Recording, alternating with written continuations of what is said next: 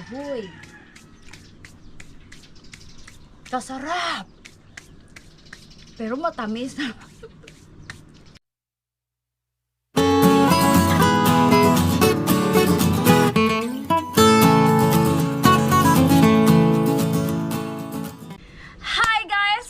Sa aming channel ang KKK by Jeng and Otep, and of course it's me, your Ate Jeng. At for today's video po ay meron ulit akong gagawin na sana ngayon ay ma-perfect ko na. Dati na po itong nagawa ko, kaya lang medyo malambot po yung aking makapuno. Ngayon po tetestingan ko ulit dahil talaga namang nagte-trending pa rin until now, pero gusto ko pa rin tikman ulit. Wow, parang akala mo naman hindi diabetic.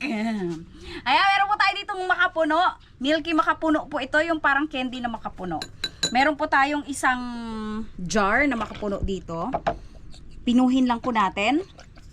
Huwag na po nating alisin yung kanyang katas dahil hindi naman po yan masyadong madami. Konti lang po yung kanyang katas. Pinuhin lang po natin ito. And then, sobrang bilis lang po ng gagawin nating pagluluto at pagbibilog-bilog. Ayan. And gusto daw po ulit kasi ni Otep na matikman dahil nga medyo matagal na yon. Tapos palagi pang lumalabas ngayon sa ating mga FYP. O, diba? Yung for your page. O, yung mga FYP natin, mga news feed. O, yun yung pinakasikat na term. Lumalabas sa news feed yung makapuno pa din hanggang ngayon. Marami pa rin sumisikat. Kaya yan, gilingin muna natin to. Ayan, eto na po. Nalusaw na po ang ating makapuno. Tapos, eto pong ating slurry. Ang gagawin po natin ay gatas na ibap. Slurry po ito na 1 cup na cornstarch. 1 cup po na cornstarch siya. Ayan. Ito po yung ating magsisilbing pampalapot. Parang hindi ko po masyadong matandaan. Parang hindi ko yata nalagyan ng ganito noon. Or konting-konti lang yung nalagay ko. Kaya medyo labsa yung ating makapuno during that time. Lusawin po natin to para maging slurry. Pero kung ayaw nyo naman po ng lasa ng ibap na madagdag pa dito sa ating makapuno, pwede naman pong tubig na rin ang gamitin. Pero mas malinamnam po kasi kapag ibap. Diba kapag nga nagpa-pancake tayo tapos water lang siya, iba pa rin yung lasa nung ibap. Ayan, durugin lang po natin ito hanggang sa wala na po siyang mga lumps. Ayan. Ayan, lusaw na po. Pero meron pang mga bilog-bilog na konti. Kasi ganyan naman ang cornstarch talaga. Okay. Lutuin na po agad natin. Napakabilis lang po na to. Ayan, ilagay na po natin ang ating 1 lata ng ating condensed milk. Yung classic lang po. Dahan-dahan, baka mahiwa.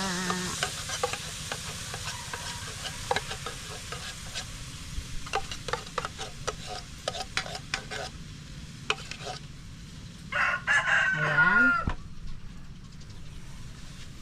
Pakuluin lang po natin ng konti. Hinaan natin dahil nagkakaroon ng sunog agad. Ayan, bago po masunog ang ating gatas. Ang lakas pala ng apoy ko. Ay, ilagay na po natin ang ating makapuno. Parang sa apoy na naman ako papalpak. Dapat pala ito ay sa mahinang apoy lang talaga. Ayan.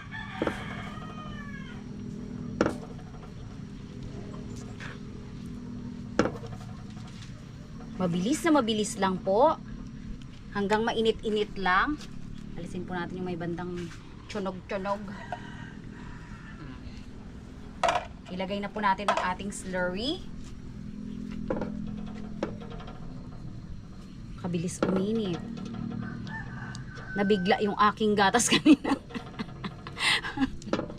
Parang hindi ata ako pinag-a-adjust ma-perfect itong ano na to. Ay, hindi. Mahina na yan. Mahina na po yan. Ayan, lagyan na po natin agad ng slurry. Kasi hindi naman po natin kailangan niya ng sobrang tagal pakuluan. Ito po ay kailangan ng pagbabantay na paghahalo dahil ito po ay madaling masunog din. Yan, hintayin lang po natin na medyo lumapot po yung consistency or kumunat. I mean, hindi po siya lumapot, kumunat. Medyo kumunat-kunat. Kasi parang yun po yung kulang doon sa ginawa ko dati. Medyo malambot, ibig sabihin, hindi pa siya masyadong luto or kulang talaga yung aking cornstarch. Kasi yung cornstarch po yung magpapa kunat-kunat po dito. Yan, hintayin lang po natin na gumanda yung kanyang consistency. At huwag titigilan dahil talagang dumidikit agad. Ayan, eto na po ang consistency na hinahanap natin. Mukhang mapaperfect ko ngayon. Patayin na po natin ang apoy. Dahil ito po ay makunat na. Tingnan nyo naman, oh. Dati po ay malabsa ang aking gawa. Dahil kinakabahan ako baka masunog, baka kung anong mangyari sa kanya. O ngayon, napaka-perfect! Wow, perfect na siya. Palamigin lang po natin ng konti, kahit na hindi na palamigin kasi kutsara naman yung ipambibilog ko.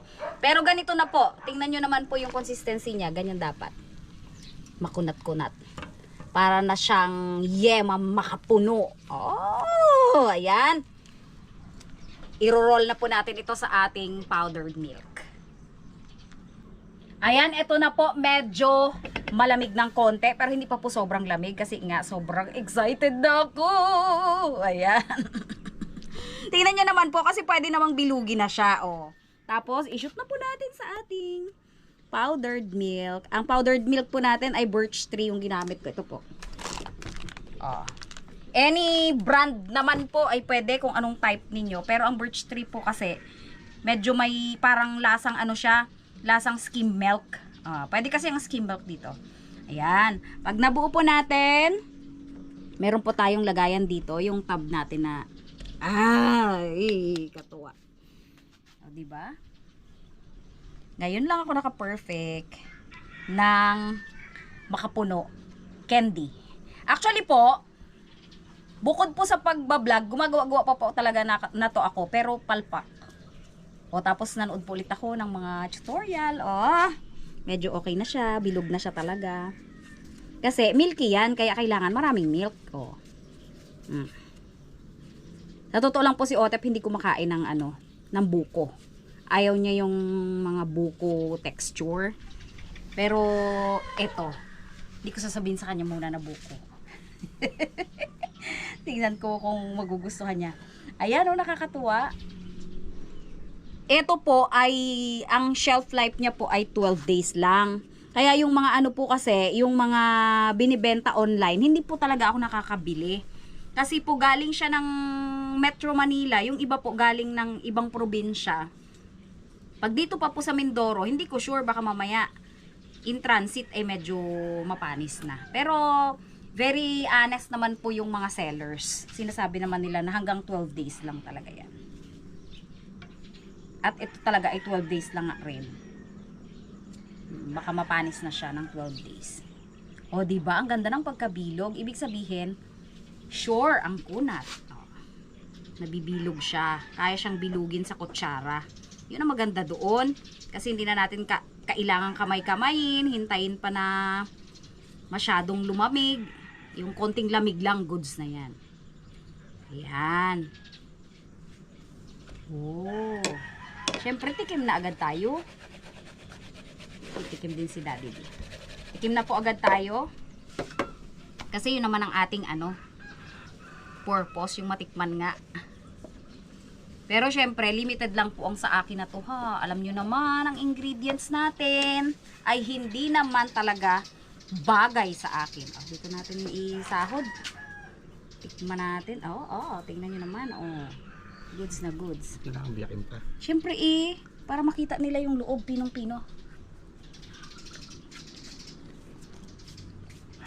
Ahoy! Sasarap! Pero matamis na. Kasi sobrang milky. Sarap. Pero hindi po ako pwedeng dumoble or trumiple. Tama na po yun sa akin. Ito ay saktong panghimagas lang ng isang diabetic. Hindi siya dapat marami pag sa diabetic. Alam nyo naman, parang ano ang sugar natin, kapag diabetic, sumisipa agad yan. Pero pag hindi diabetic, goods lang to. Pero hindi rin sobrang dami po ha. Hindi natin to ginagawa para masyadong i-encourage yung sugary food. Pero talagang ang sarap po. Sarap. Perfect. Naka-perfect ako ngayon sa wakas. Sa maraming try. Ganun lang pala kasimple.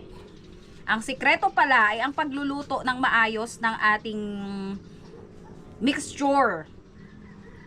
Siguro yung sa akin noon, kulang pa sa luto. Luluto naman pero malambot na malambot. Hindi siya maano. Hindi pa siya makunat na katulad na to. Para po siya yung mga nabibiling makapuno talaga na ano natin. Na usual. Makapuno. Masarap. Bagay na bagay po yung birch tree dito. Tapos damihan pa po natin ng ganyan. Ang mahal po niyan online. Pero pag kayo pong gagawa, mura lang. Hindi masyadong mahal. Konti lang yung magagastos nyo. Di ba? Pero talaga pong alam nyo, kung talagang meron lang rin kayong puno ng makapuno, mas the best po talaga yung tunay na buko. Ayan. Medyo dumidilim na po. Tatapusin ko lang po ito. Pero yun lang po. Ganun lang po ang ating ingredients at ganun lang rin po yung procedure. Syempre pa, maraming salamat po sa mga patuloy na sumusuporta sa aming channel kahit na po pa konti-konti lang ang aming vlog at very simple lang yung aking mga ginagawa or yung aming mga ginagawa. Thank you so much po at asahan po ninyo na pagdating ng bakasyon ay ganito pa rin. Hindi, syempre iba na. Pagdating ng bakasyon, kahit paano naman ay medyo dadami-dami po ang ating vlog. Ayan, thank you so much po. Dumidilim na po kasi, pababa na po yung araw, kaya go na po. Go na po ako at tatapusin ko pa po ito. Thank you so much. Bye! A few moments later. Inabot na po ako ng gabi at talaga namang sinagad ko siya hanggang sagad na sagad. Hindi ko na sana sasagarin pero ayan po oh. May isang piraso pa. Nakakatuwa. Talagang yung texture niya po talaga. Ito yung medyo nagtatagal talaga ng 12 days. Kasi lutong-luto po yung ingredients natin. Lutong-luto po yung buko. Tapos lutong-luto din po yung cornstarch. Ang sarap. Pero talagang inano ko talaga yung sarili ko na 2 piraso lang po. Hindi na po talaga ako kumain. Kasi para siyang yema makapuno. Ang sarap. Ayan, tingnan nyo naman po kung gaano kadami. Ang nakain ko dito ay 2 piraso. Tapos binigyan ko si Tyrone ng 1 piraso. Pero ayaw niya hindi masyadong mahilig sa matatamis na ganitong sobra. Or parehas ni Kuya Otep, ayaw ng buko. Tapos ayan oh, ganyan pa siya kadami. Ay, ikaw dad, nakailan ka? O, nakatatlong bilog na si Daddy Ditas. Ganyan po siya kadami. Ang tab po na to ay yung may tangkay po. Yan. Siyempre, itong natira na to, dahil pinaggulungan na po natin ito, isalin po natin dito. Kasi yan din po ang magsisilbing